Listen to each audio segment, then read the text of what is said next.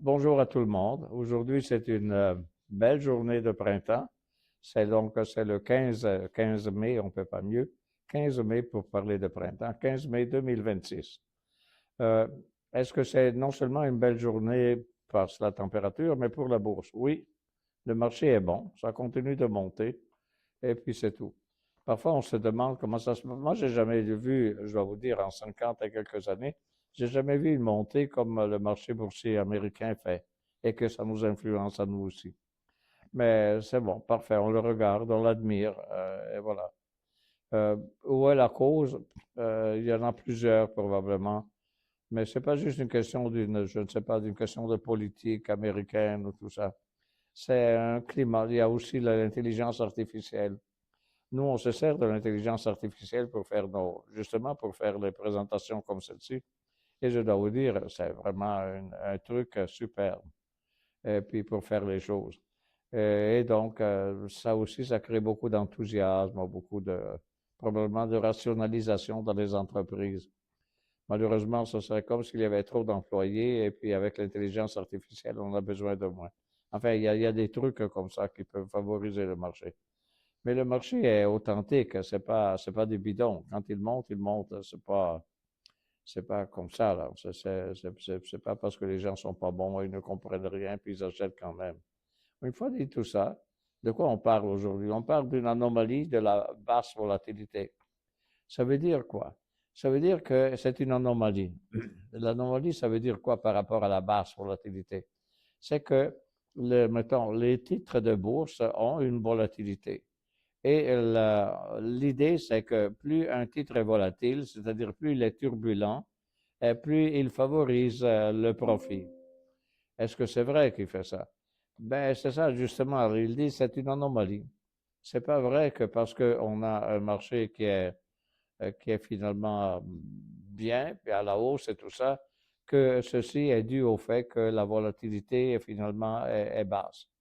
La volatilité est là, finalement. Si vous regardez des graphiques de volatilité, comme ici, on ne l'a pas à vous montrer, mais c'est dans nos cours le soir, on le montre, et c'est le VIX, c'est le VIX, et vous allez le voir. Il indique la volatilité des marchés. La volatilité, quand elle est basse, ça veut dire que finalement, ça favorise les tendances de prix. Enfin, c'est tout un autre discours.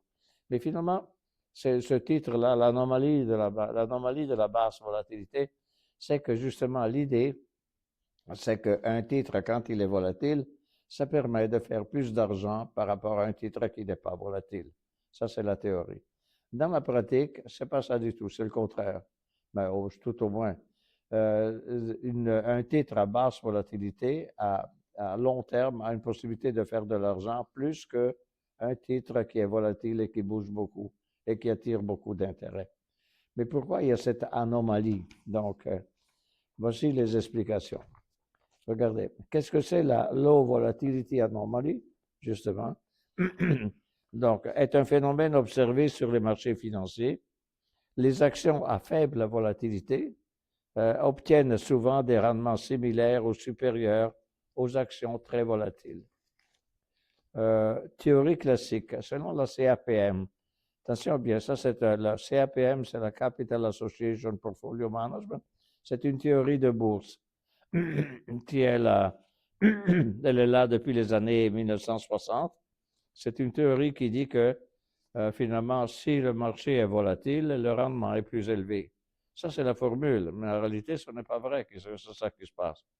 Donc, il nous dit, selon la CAPM, plus de risques et plus rendement attendu. Alors que c'est pas ça, encore une fois. La réalité empirique des nombreuses études montre que faible volatilité donne une meilleure ratio rendement-risque, forte volatilité, rendement souvent décevant. Euh, Finalement, qu'est-ce que ça veut dire tout ça? Regardez, pourquoi cette anomalie existe-t-elle? Pourquoi un titre à basse volatilité rapporte plus qu'un titre à haute volatilité dans le temps? Eh bien, explication principale.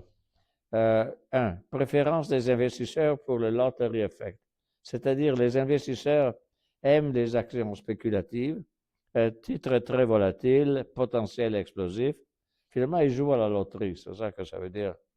Pas tous, mais plusieurs sont comme ça. Le résultat, ces actions deviennent surévaluées.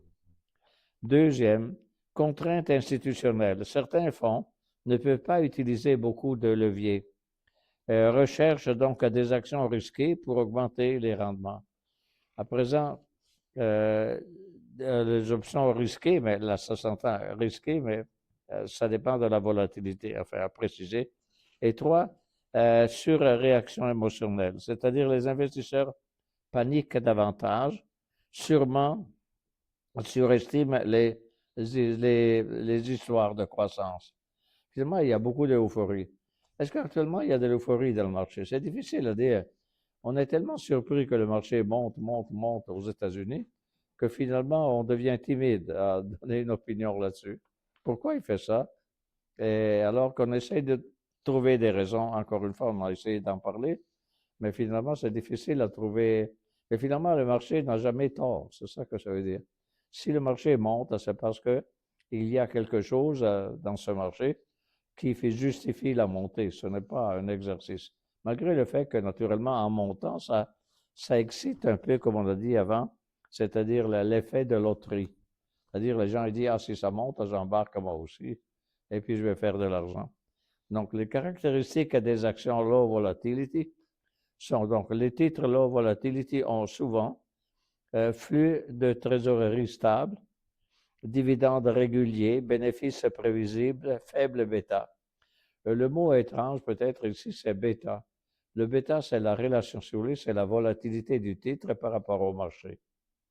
Et donc, grande capitalisation, donc je nous dis tout ça, ça c'est le profil typique. Les secteurs fréquents sont les services publics, consommation de base, la santé, les télécommunications. Exemple de compagnies toujours américaines, c'est Johnson Johnson, Procter Gamble et Coca-Cola. Donc, pour vous dire, ce sont les caractéristiques de titres qui, finalement, ont une basse volatilité, mais qui ont une historique de croissance qui ne correspond pas au fait qu'ils sont à basse volatilité. La théorie était, ou est toujours, que finalement, si la volatilité est basse, le titre ne devrait pas rapporter beaucoup. Tandis que si le titre est volatile, ben, il y a des occasions de faire de l'argent en plus. En réalité, ce n'est pas vrai dans la réalité. Tout ça. Donc, il y a des mesures utilisées. Donc, comment identifier les titres low volatility? Donc là, il faut voir les cartes types des rendements. Il faut voir surtout le bêta. Là, je vous montre la formule du bêta, mais finalement, je n'ose pas rentrer là-dedans parce que ça commence à être un peu académique. Mais si ceux qui aiment, qui nous écoutent et qui aiment les mathématiques, ils peuvent aller voir, fouiller sur Internet les formules qui sont là. Il donne donc le bêta et il nous dit, par exemple, sensibilité au marché. Le bêta est donc le ratio entre la covariance d'un titre par rapport au marché divisé par la variance du rendement du marché. Je ne vais pas aller plus loin là-dedans. Drawdown maximal, c'est-à-dire quelle est la perte maximum qu'un titre a fait historiquement. Donc, pire baisse historique. Et ensuite, il y a le ratio de Sharpe. Le ratio de Sharpe est un ratio que tout investisseur devrait vivre et l'avoir. Et c'est finalement le rendement du portefeuille, moins le rendement des bons du trésor, qui est trop petit actuellement, divisé la volatilité, le symbole grec, sigma, c'est la volatilité des rendements du portefeuille. Performance durant les crises. Pourquoi cette stratégie devient populaire? Durant les crises, les actions spéculatives chutent rapidement. Les titres défensifs résistent mieux. Donc, les titres dont les caractéristiques ont été cités à la page précédente. Donc, c'est le cas de la crise en 2008. En 2008, c'était vraiment désastreux, finalement, pour l'indice de bourse et puis tout ça. Et finalement, les titres conservateurs, ils gardaient leur capacité de fonctionner correctement, finalement. Donc, la crise en 2008, nombreuses stratégies low volatility ont mieux résisté que le S&P 500. Où est-ce qu'on trouve les caractéristiques du low volatility? On a la chance aujourd'hui de vivre le marché des FNB, des fonds négociés en bourse. Là, ici, on n'est pas dans l'exemple de vous suggérer de faire des portefeuilles, mais c'est à vous de regarder éventuellement sur Internet. Vous trouvez les FNB à basse volatilité, justement celles qui, finalement, ça semble ne bouge pas beaucoup, mais finalement, c'est celles qui font de l'argent. Donc, nombreuses stratégies low volatility ont mieux résisté que le S&P 500, ça durant la crise de 2008, et les avantages clés, réduction du drawdown psychologique. Donc, le drawdown, c'est la perte maximum qu'un titre a fait. À un certain moment, quand ça va mal, le marché chute, enfin le titre chute, et il y a des chutes historiques en quelque sorte. Donc, mais le fait de choisir des titres à basse volatilité, ça réduit le risque du drawdown, psychologique ou non, ou vrai, là, ben c'est ça que ça fait. À présent, le message central de tout ça, c'est que le low volatility anomaly remet en question l'idée que plus de risque signifie automatiquement plus de rendement. Donc, c'est pas vrai, là, hein? Notez bien. Même s'il y a la CAPM qui vous montre une relation étroite entre la volatilité d'un titre et son rendement, comme si les deux allaient en parallèle, plus c'est volatile, plus ça rapporte, mais ça, c'est pas vrai. Et donc, c'est ça que ça nous dit. L'idée importante, les investisseurs institutionnels utilisent cette anomalie pour améliorer le ratio rendement-risque, réduire les drawdowns, donc les chutes maximales, et stabiliser les portefeuilles à long terme. La conclusion, une stratégie low volatility fonctionne particulièrement bien dans les marchés incertains, pour les investisseurs prudents et dans une approche long terme disciplinée.